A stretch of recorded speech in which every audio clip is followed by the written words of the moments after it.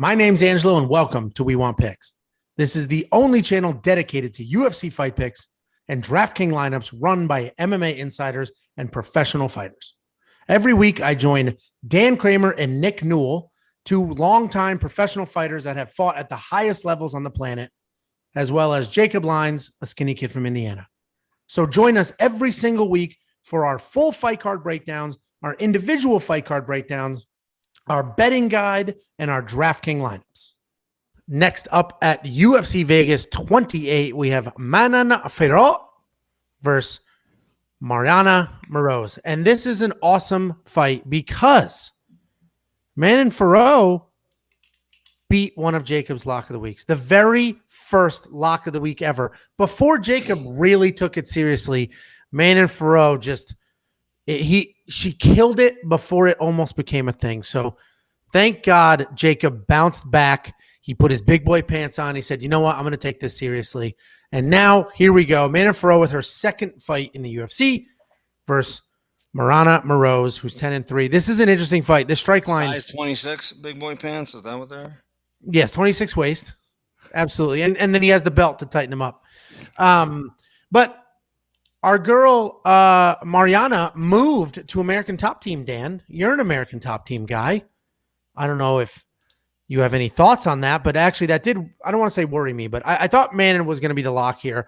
Then I saw the American Top Team thing. I watched some film, and it's like, okay, well, this is interesting because she's taking her career pretty seriously now. She moved to a giant camp. She's putting in the time, getting in the looks. So it may be a little closer now. I still think Manon probably wins this fight, but the most intriguing thing about this right now to me is that monkey knife fight significant strike line. So we'll touch on that in a minute.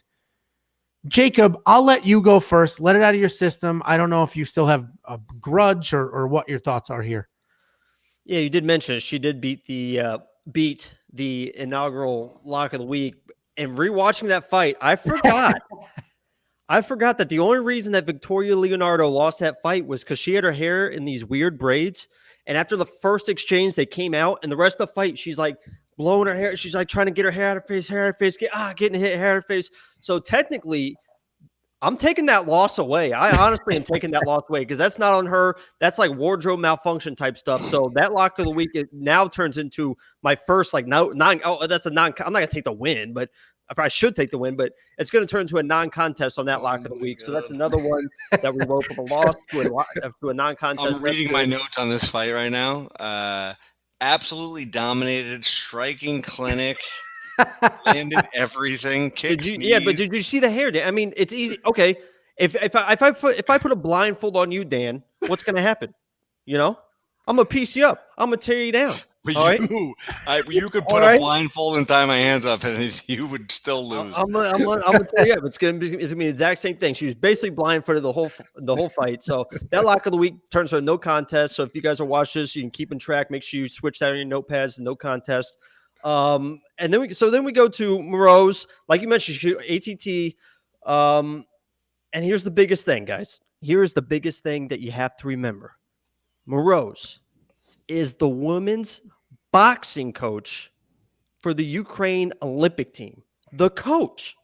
And as we know, this is very well known. This isn't from me. I'm not going to. Do I have to make another shirt? Ukraine. It's very well known that Ukrainian boxing is one of the best boxing countries in the world. I think we all know that. I mean, everyone knows that. I already knew that. So when I saw that she is the head coach of the women's Ukrainian boxing team, you know what I said? And that she's going up against Manon? She's the lock of the week. She is the lock of the week. I'm getting my revenge. I told you guys before that when I pick my lock of the week, it's not so much who I pick, but it's who I pick against. There's a reason I picked against Manon. In the first fight, she's going to lose this fight. She's not that good. She's a decent striker. She's a little too loopy. Moroz is just a precision striker. She can grapple as well. She's at ATT now. She's going to win the fight. It's going to be lock of the week. This is for 6 in a row, I believe, if my count is correct. I think this is for 6 in a row, lock of the week, Moroz. I love it. Right. If my count is correct. Ukrainian boxing. So we'll just let the if my count is correct slide. So listen, I think Moroz is a very good striker. She has solid volume. The move to ATT tells me a lot. I don't know how much she could have improved in that amount of time, but it tells me a lot about her, where she is mentally and how serious she's taking her career, which is great. My problem with Moroz is she gets hit, and Manon hits like a truck. Yeah, she hits like a truck when someone's blindfolded. So that's my problem is Moroz does get hit. She moves well. She hates being in the pocket because that's when she gets touched up. I think Manon's power is going to be an issue. Manon's my pick. She's a killer striker, dude. She has like killer instinct and actual stoppage power.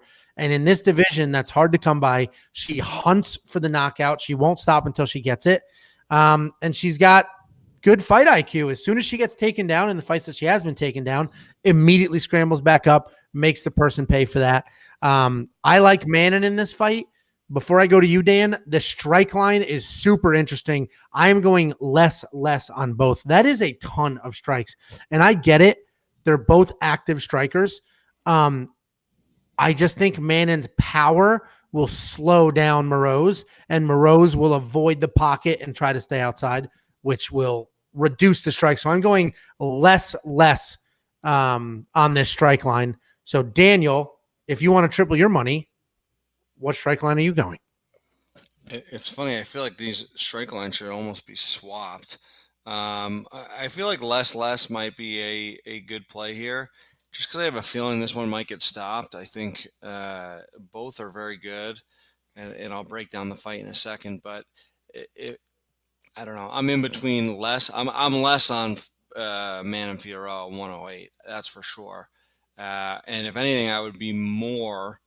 If this fight goes to a decision, I would do less more, because Maryna Moroz throws a ton of volume. You said solid volume. She throws a ton of volume. That's what Ukraine's known for, is volume Right. strikers. Ukrainian boxing, I mean, Volume, they're known volume, for volume. 200 punches per minute.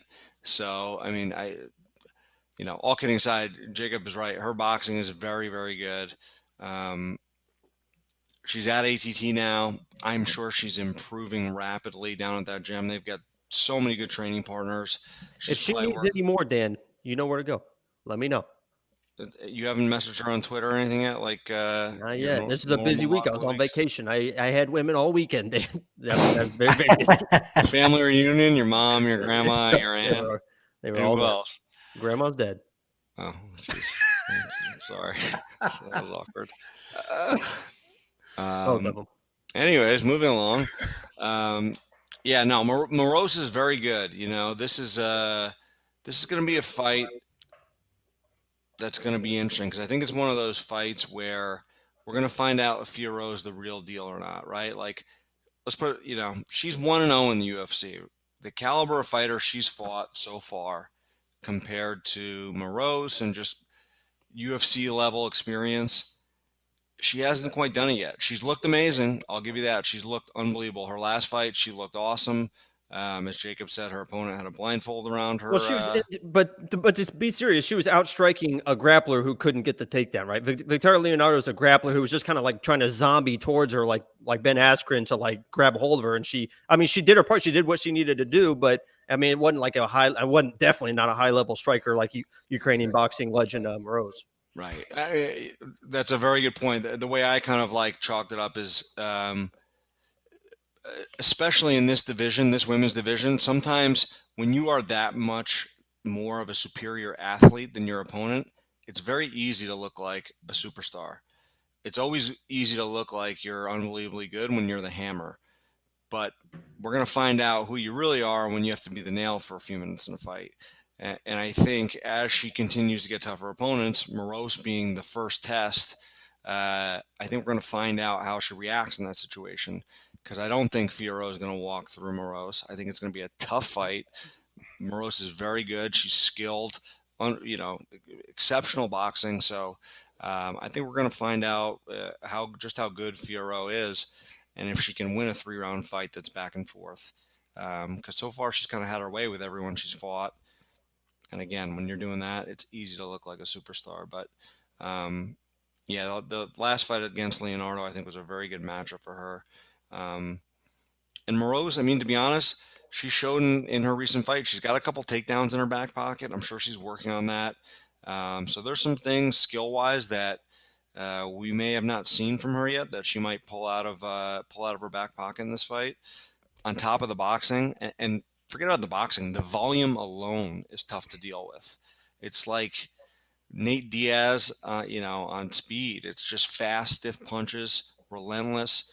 She's tough. She can take a shot. So I think this is going to be an interesting fight. I think it's a great play in Monkey Knife Fight or in DraftKings at $7,700 because if Fiorot doesn't get a finish early, no matter what happens in this fight, Moroz is going to land a ton of volume for $7,700. So I think it's going to be a good fight, ton of action. And I think it's going to be a fight where we find out what Fiorot is made out of, and if we know that Maryna Moroz is ready to go to the next level. I'm picking Moroz. I think she's going to box her up and take over the fight as the rounds, midway through the second, third round. I think she's going to start piecing her up. Yeah, I think you're right with, I think Manon is going to win just because of the power. I think the power is going to be an issue. It's going to wear on Moroz over time. If when Moroz goes in the pocket, you can't hit what you can't see. She'll feel it.